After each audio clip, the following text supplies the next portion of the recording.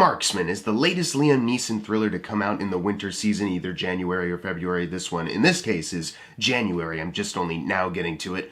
Apologies. And this movie is about Liam Neeson playing a guy who lives right outside the Mexican border. He's got a lot of stuff going on in his personal life right now, but one of the things he does is drive by the border, sees any immigrants crossing over, and calls Border Patrol to get them all sent back. But one day when he's doing his patrol, there's this mother and her child Miguel who cross over. They're being chased by members of the cartel, and he gets into a little skirmish with them, leading to the fatal injury of that boy's mother. And she gives Liam Neeson a bunch of money to procure the safety of her child and get him to Chicago where their family is. So now Liam Neeson is taking care of this boy, running from the cartel and running from the US government to take care of this child. I saw the trailer for this movie before News of the World, that Tom Hanks movie where he takes care of that little girl. So when I saw a movie where Liam Neeson takes care of a little boy, I was like, okay, so it's just the more modern Western-ish kind of version of News of the World.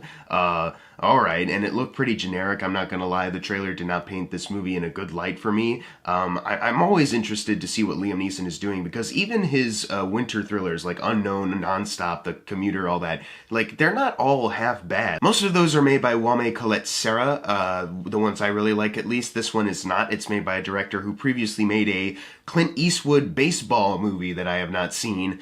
I heard good things about it, because I'm not really sure, I don't remember. And it's also written by first-time writers, so I was not optimistic going into this movie, but I was always hoping for the best, because Liam Neeson isn't always in complete crap. I always look at him as the guy who picks what he does really carefully. You know, a lot of the stuff maybe looks bad when you see the trailer or hear what the premise is about, but then when you see it, it's like, you know what, it was actually kind of entertaining. What can I say? This movie is not an example of that situation happening. One of the things that really bothers me about this movie by the end of it, that kind of fully cements everything else that I'm going to say about this movie, is that this movie definitely had the ingredients going in, and this is a positive, to have a message film, or at least have a movie with a message infused in its DNA, some kind of social commentary, you know, about like the Mexican border and people's views on that, maybe the corruption that lies in the Border Patrol,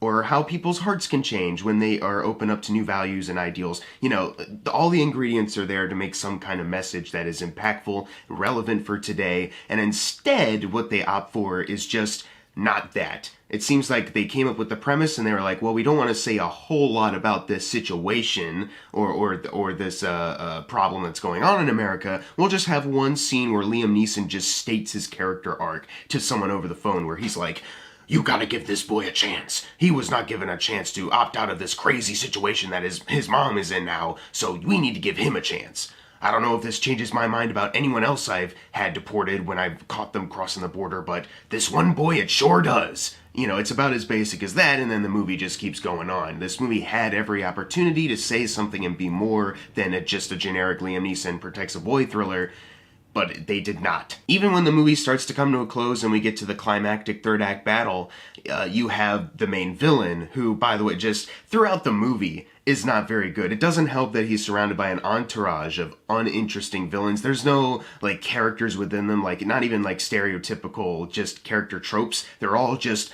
blank face and they just kind of walk around. They're all very uninteresting. One of them, in the first action scene, is his brother who dies. We don't know that until some guy walks up to the villain and is like, well, glad that crazy shit is done. By the way, your brother was here and he died. It's like, really? That's our, like, they gave this villain no time in the beginning to flesh him out, to flesh out any relationship with his brother, to explore what that means to him, to explore anything else about what this shady character does or how he is.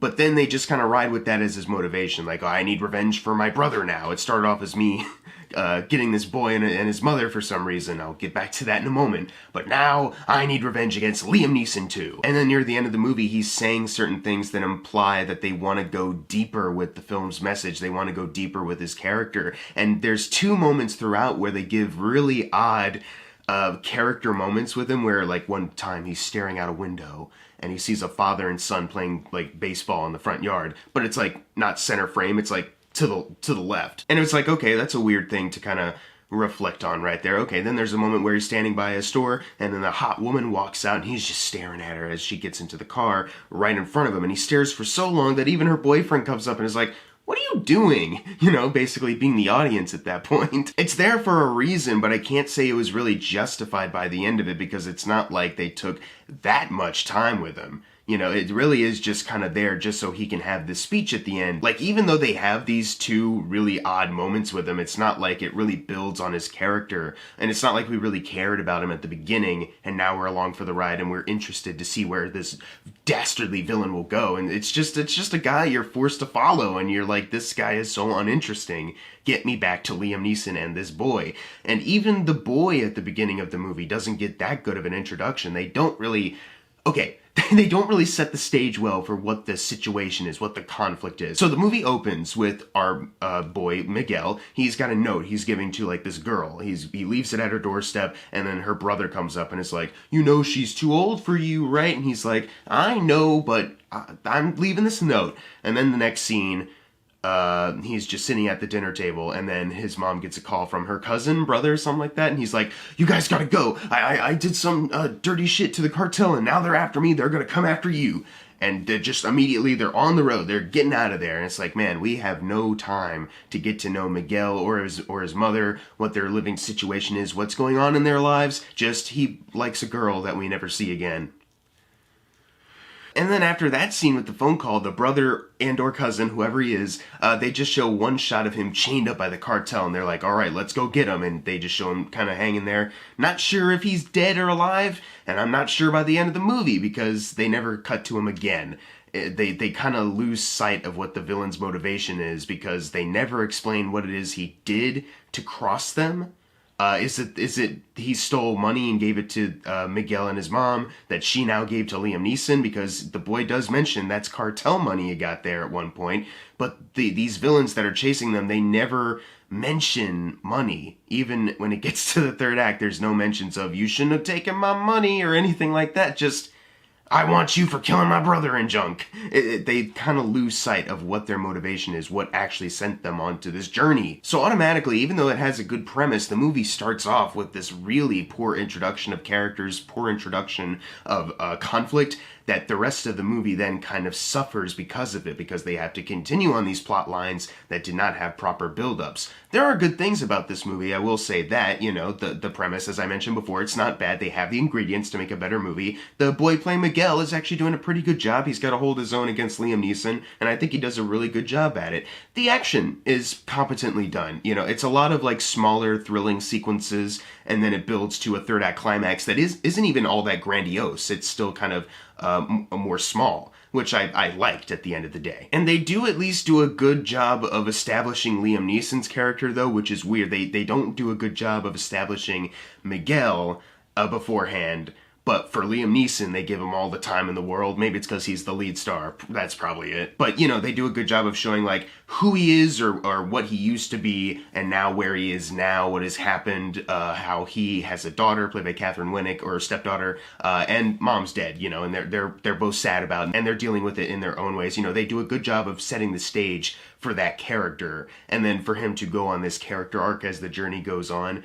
I think my thing with Liam Neeson, though, is that his acting is actually a little iffy at certain parts of this movie. He does a solid job for the most part. I will say this, there's jokes in this movie. There's so many jokes in this movie, and none of them really land. It's all kind of a flat line. You know, it's like, man, these actors can't even save these humorous moments for me. So, I don't know. You know, I mean, if they can't do a good job of setting up emotional impacts, like, you know, how, as I mentioned, the mom got fatally injured, but you don't know her before the movie starts, so that emotional impact doesn't help support this movie and the characters, and then the other emotional impact. So, of course, they can't do humor as well. That makes sense. They can't do emotion, they can't do humor. But anyways, there's a point in the movie where Liam Neeson, he's driving off, but he's conflicted. He wants to go help Miguel, but he should just stay out of it. But he decides at the end of the day to help Miguel. This is the moment where when he's driving, he's like, oh, God damn it. And then he turns the car around because he's a little frustrated because he knows the troubles he's about to get into, but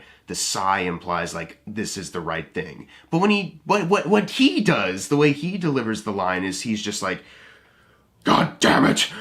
He just quickly turn, and it's like, why are you angry? You know, like, I get the frustration, but like as I said, the way you go about delivering that line is like a subtle thing, but instead he just goes like, God damn it! Oh. There's plenty of moments where it's stuff like that kind of sticks out. Like, why are you delivering this line this way? Do you care to be here? There's moments where he's just like constantly talking to Miguel in the beginning, going like, we gotta get out of here, comprende? And he says that like multiple times. And it's like, okay, you gotta pick a different word, or you gotta structure these scenes a little different than him constantly going, comprende? Like, he clearly doesn't comprehend what you're saying. You'd think you'd stop after just 2 times, but they keep the joke going because they think it's really hilarious. Like, it's really not that funny to keep having your character go, comprende, to the Mexican boy just because he doesn't understand what you're saying. Comprende? As much as it's kind of nice to see these two interact and do a good job acting off of each other, there's certain parts in this movie, too, where they make decisions where I was like, I'm not so sure about that. Like, this gun store owner makes a decision where I'm like, for real? But then again, maybe that just happens in real life, too. Who knows? But that was, I found that really stupid. There's a moment where Liam Neeson goes to a restaurant with this boy, and then the boy goes to the bathroom, but Liam Neeson's had a couple, so when Miguel walks out of the bathroom, Liam Neeson's gone, where'd he go? He's outside in his truck, just fully asleep. He left Miguel, even though he's on like a sensitive, dangerous mission, taking care of this boy, getting him to Chicago, he's just that careless. They have one scene when they establish him, where he's at a bar, and he's had one too many, but they kind of implied in that scene that he hasn't been here for a while. You know, like this is like the first time in a while he's actually done this. So I guess that just means after one time of doing that, now he's a full-blown alcoholic. That would have been much better if they established, like, he's actually, like, full-blown alcoholic, but tonight is, like, even more worse than normal. If they establish a troubled alcoholic character, but instead it's just, like, I guess that's a part of his character now. Just, it feels randomly thrown in, even though they technically established it. But the context doesn't work. It needs better writing to support that scene. It actually would have worked a lot better because you could have had a scene where the boy's like, why'd you leave me in there? You scared me. I didn't know what to do. And Liam Neeson's like, you know what? For the betterment of me and also to take care of you, I'm gonna stop being an alcoholic. This ends. You know, that would have been a moment of character growth. But instead, it's just like, oh, I fell asleep in my truck. Whoop-de-doo. Here you are getting those Pop-Tarts. Let's go. And it's like, okay. There's a moment in a gas station, not this first one with Liam Neeson, the second one where the villain comes, and he does something so incriminating, so bad, and it's like, man, is the thing you're even seeing right now, the thing you're getting from this scene, even that important to do all that, you know? It's like, I can't support a lot of the decisions that the writers had the characters make in this. Not because I don't agree with them, because you're the villain, you can't do that, just because writing-wise, I don't think the logic is fully behind certain actions taken. There's a sequence with a motel and Liam Neeson's dog, the staging of it, and just what happens at the end of that scene, and then the staging leading up to it, I was just like, how did this happen this way? Maybe it's nitpicking, but I just don't see it happening this way at all. There's even certain editing where, like, all of a sudden they just decide to show today's date is Tuesday.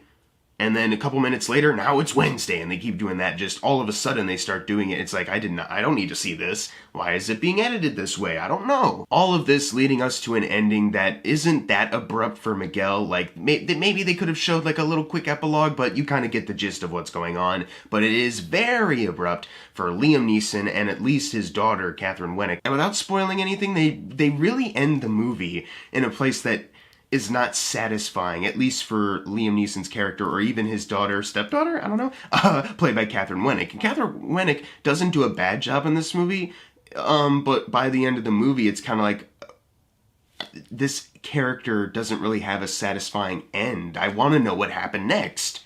After this specific scene you end on, what's the follow-up? What's the repercussions after this? And they don't show it. They don't elaborate on it, and just the movie comes to a close. You know, going back to the first thing I said in the beginning of the video, this movie could have been about something, could have had a deeper message, but what do? Exactly what I've been telling you. They opted out to do the generic thing. Just keep the movie going. We'll have some moments of humor to make you laugh. We don't need to dwell on anything too deep. Anything that we do need to dwell on, it'll just be kind of thrown in. And even though it doesn't have any proper build-up, doesn't matter. The movie's over. It's fine. This movie just feels like a generic thriller that could have had a lot more care put into it, but instead, this is the end result. And I'm really disappointed considering Liam Neeson is genuinely really careful about the stuff he's in. And now he's in this, and it's like really bad. I'm gonna give The Marksman a D+. I would not recommend that you see this movie or watch it. Like, Liam Neeson is alright, the boy is doing a good job. The action's not bad, you know, the premise sets it up really well, but it's what they do with the premise that ultimately disappointed me. But if you've seen The Marksman, leave in the comments below what you thought of it, and as always, thank you guys for watching. Make sure to subscribe. I'm Jackson Fulcher. See you guys next time.